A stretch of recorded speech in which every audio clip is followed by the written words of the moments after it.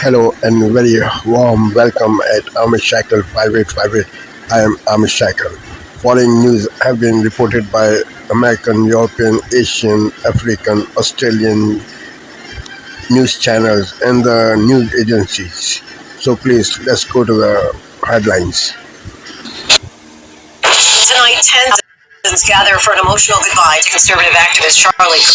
61-year-old father of two sent shockwaves of the country for his funeral on level of a Super Bowl, and the speaker lineup on par with a state funeral, including President Trump and Vice President J.D. Vance. His widow Erica expressing her resolve to honor his memory. Crowds lined up overnight for hours for the public memorial.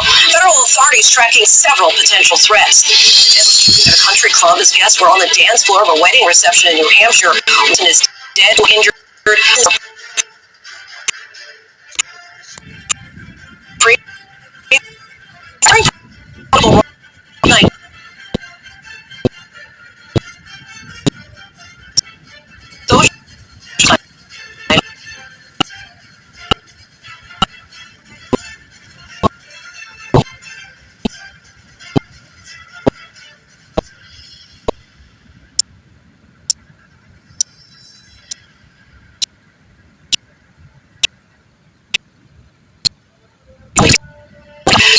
Signature move, the so-called tush is facing news by some NFL offense throwing a flag.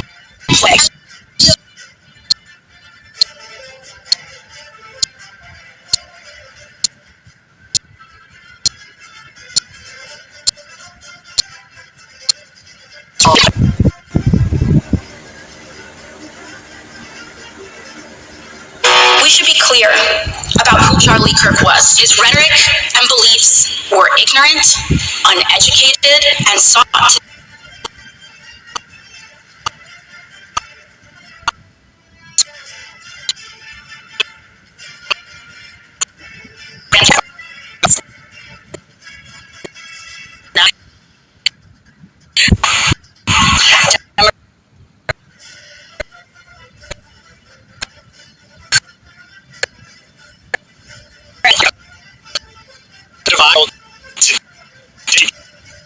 to thank you here. On a resolution that was devoid of any kind of partisan. Really, for them to be going down. So that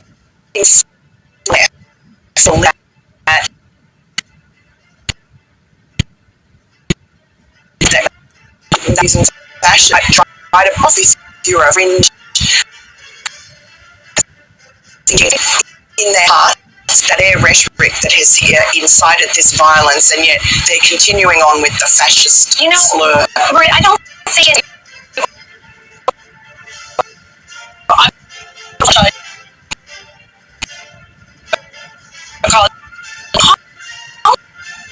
It has always been where this child that comes from a conservative family and goes to an American university that's not Hillsdale. Yes.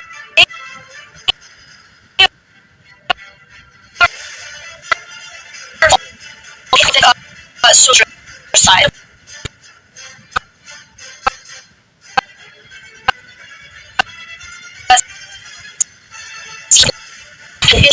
and say, hey, they're just totally incredible. They've shown to be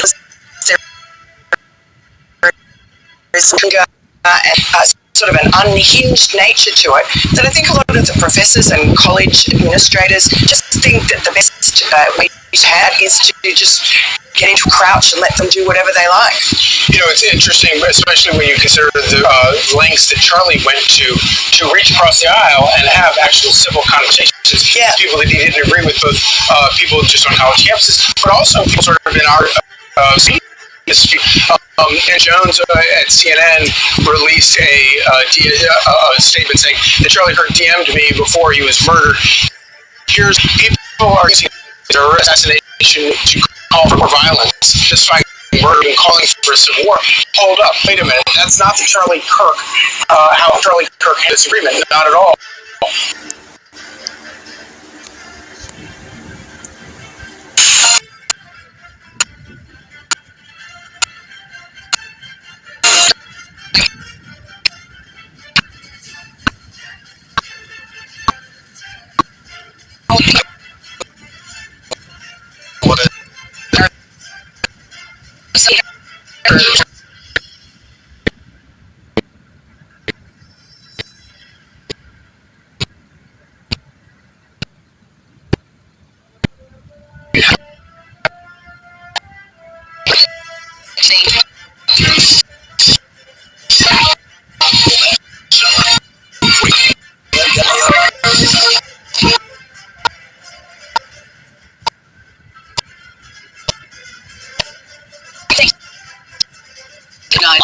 Also,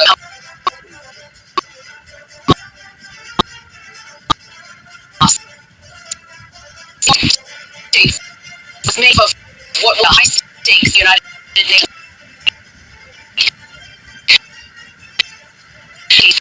There, earlier today, he said since 1947, India.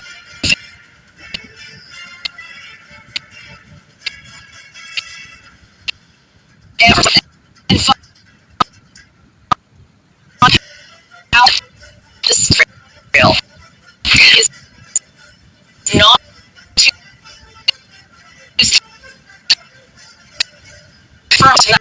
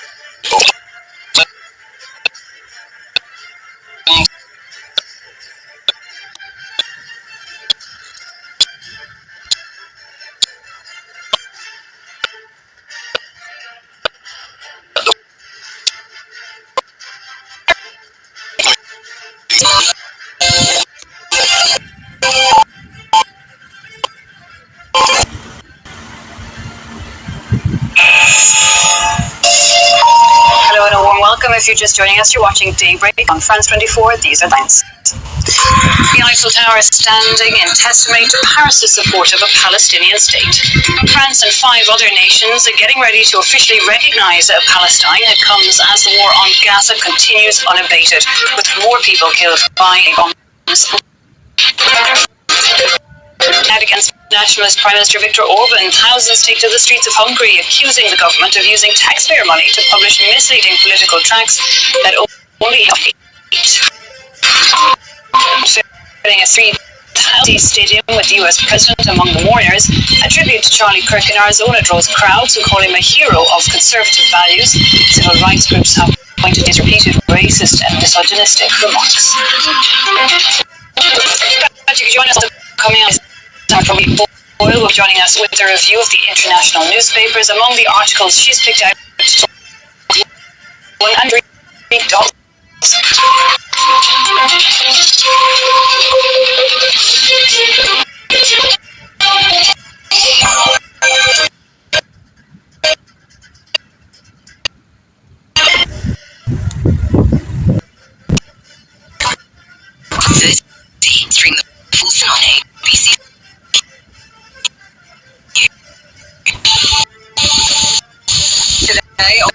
officially renting a Palestinian state, putting it at odds with the Trump administration. Australians want the people of Palestine and the people of Israel to know a future of greater hope.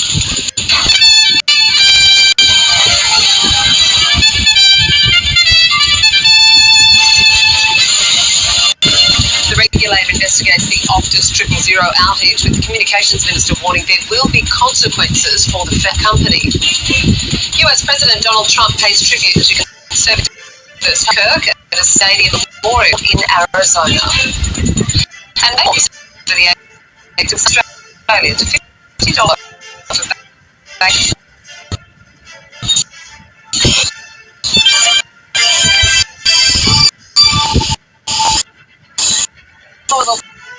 Catherine Robinson. Australia has recognised Palestine as a sovereign state in a move it hopes will build momentum towards the establishment of a two-state solution. The declaration, which was flagged in August, is formalised.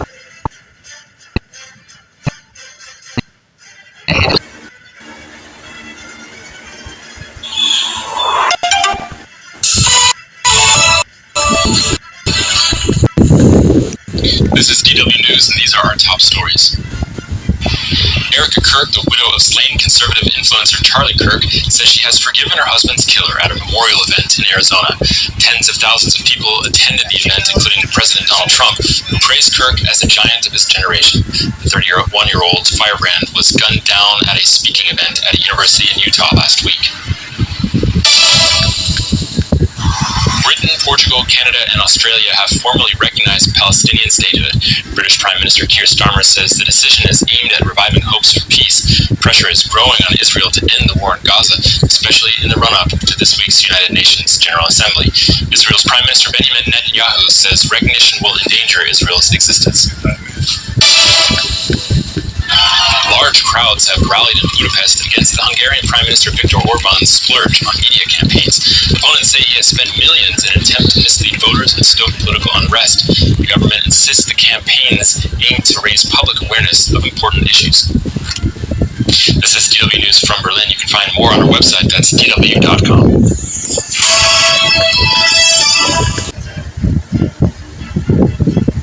Where did they go? Lost plantations coming soon to CNA. This is Asia Now. Hello and good afternoon. It's 12 p.m. in Singapore and Hong Kong, 9:30 a.m. in New Delhi, 11 o'clock in Jakarta. I'm Yasmin Yonkers, and at this hour, parts of Asia brace for the wrath of Super Typhoon Ragasa. The storm is intensifying over the Philippine Sea, triggering warnings across the main island Luzon. Hong Kong prepares for a potential airport shutdown. More than 100 arrested and dozens injured in the Philippines after protesters clashed with police. Demonstrators damaged property as they vented anger over the alleged misuse of government funds. And Britain, Canada, Australia, and Portugal join some 140 nations in recognizing Palestine. Israel slams the move, while the US calls their backing of statehood performative.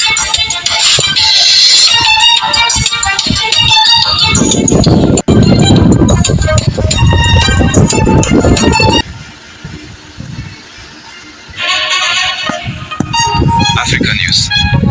The news. Malawi's former president, Peter Mutharika, has taken an early lead in this week's election, according to provisional results. In his face-off against incumbent Lazarus Chakwera, Mutharika has roughly 51% of votes cast in a quarter of the nation's councils, compared to 39% for Chakwera, Reuters reported on Sunday. In the 5 years since Chakwera took office, Malawi has faced economic stagnation.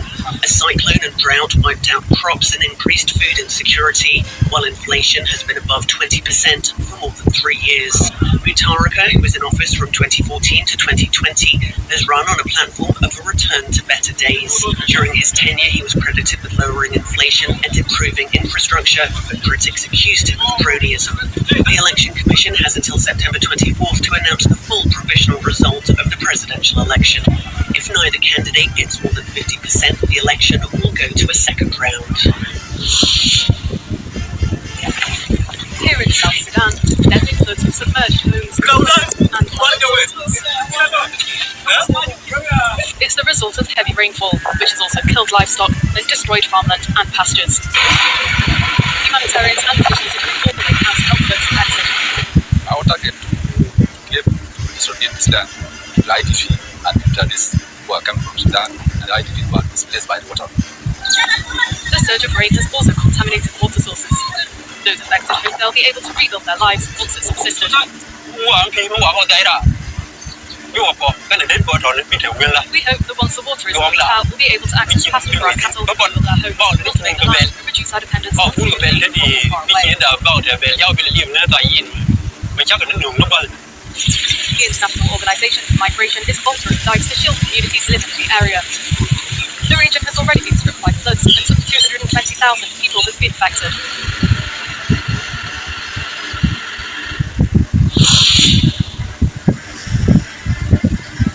Free legal assistance for 500 destitute prisoners held beyond the lawful detention period in a Bangui prison. That's what 10 lawyers from the Central African Republic are offering. Financially backed by the UN, the initiative is being launched in partnership with the Ministry of Justice and aims to protect the fundamental rights of defendants and suspects. We'll start from the facts that we're going to establish. If there are detainees here who have exceeded the legal detention period, we will take it upon ourselves to write to the competent judicial authorities to request that these deadlines be respected, or at least that these individuals be released, because they're being detained beyond the legal period of preventative detention. Since the project was launched in July, around 150 detainees have been given an initial legal consultation. Never-ending queues and mounting frustration at airports across Europe after a major cyber attack hits check-in and boarding systems, crippling air traffic and causing widespread delays. Airports are urging travellers to check their flight status before heading out and apologising for the disruption caused by the unprecedented digital breach. Ja, het gaat een cyberaanval bij een extern bedrijf. It's a cyber attack on an external company that handles check-ins and boarding of passengers. The system can't be used now. We have to ingest data manually, and this takes a lot of time for passengers, with delays and cancellation queues as a result. Hier en dus helaas zorgt voor langere wachttijden, vertragingen en ook annuleringen. The cyber attack targeting Collins Aerospace Systems is disrupting baggage services as well, crippling operations in Brussels, Berlin, and London Heathrow. This is not common at all. Collins Aerospace, who have been affected by this cyber attack, is one of the biggest aviation and defence companies in the world, employing over 80,000 people, and it's deeply worrying that a company of that stature, who normally have such resilient systems in place, have been affected. This is a very clever cyber attack indeed, because it's affected a number of airlines and airports at the same time. Not just one airport or one airline, but they've got into the core system that enables airlines to effectively check in many of their passengers at different desks at different airports around Europe. This is highly significant. From Japan to Germany, cyber attacks and tech outages have hit airports worldwide in the past, exposing the growing risks of a hyper-connected aviation industry. As air travel leans on digital systems, one failure can bring global skies to a halt.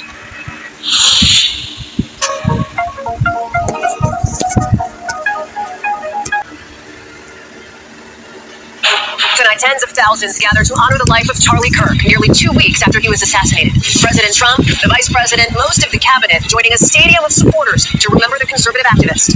Charlie, my brother, we love you, we miss you, and we will not let you down. The message from Charlie Kirk's widow, Erica, the reunion between the president and Elon Musk, plus the FBI director's new update on the investigation. Kirk's death also setting off new questions over free speech and the spotlight ahead on the future of Jimmy Kimmel's now suspended show. The new pressure President Trump is putting on his attorney general to take new action against his political rivals. And the latest on an undercover investigation involving the Trump administration's border czar and why it was dropped.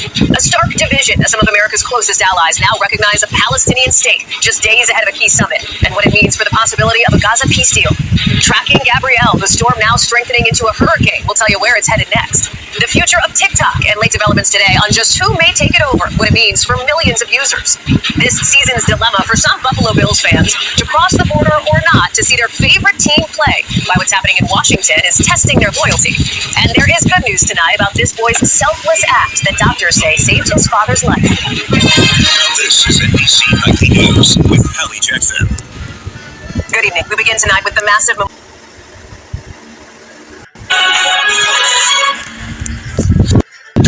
Good morning at 6 o'clock on breakfast today. The Foreign Secretary says a two-state solution is in peril. Later this morning, we'll hear from Middle East Minister Hamish Faulkner. It's Monday, the 22nd of September. After the Prime Minister says the UK will recognise a state of Palestine. His Foreign Secretary is expected to push for a peace plan at the United Nations. If we don't act now, the risk is that everyone will just turn their backs on the two-stage solution that is the only lasting way to get peace and security for the region. An embrace for President Trump with Charlie Kirk's widow at his memorial service, which saw unexpected reunions and calls for forgiveness. Man.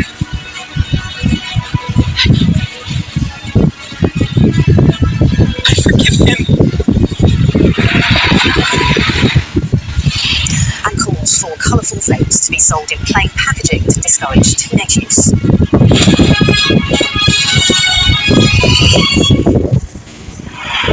Good morning, everyone. Welcome.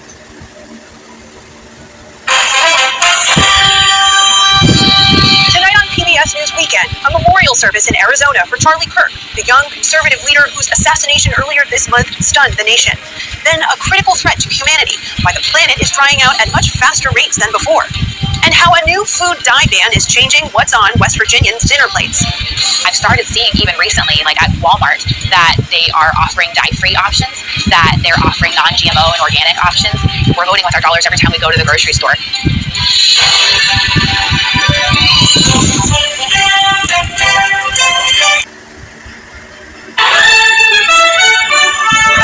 Tonight, tens of thousands honor the life and legacy of Charlie Kirk.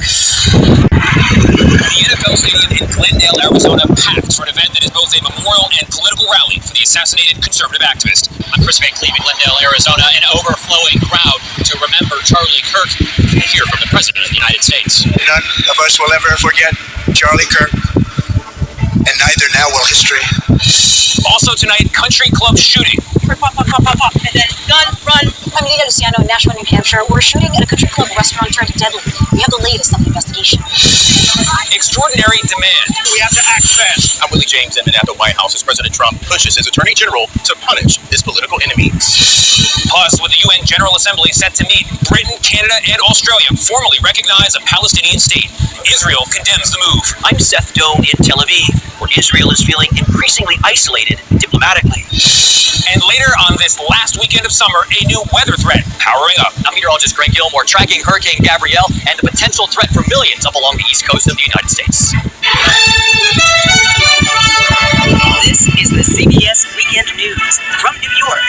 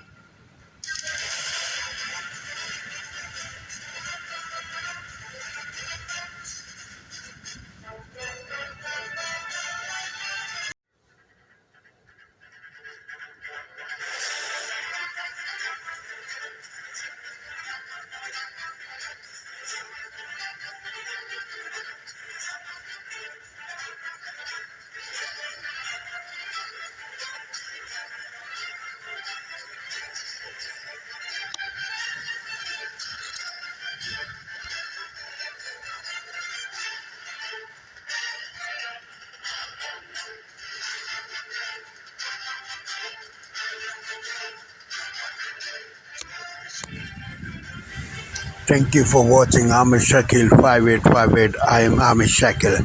I hope you will visit again. Have a good life. Bye-bye.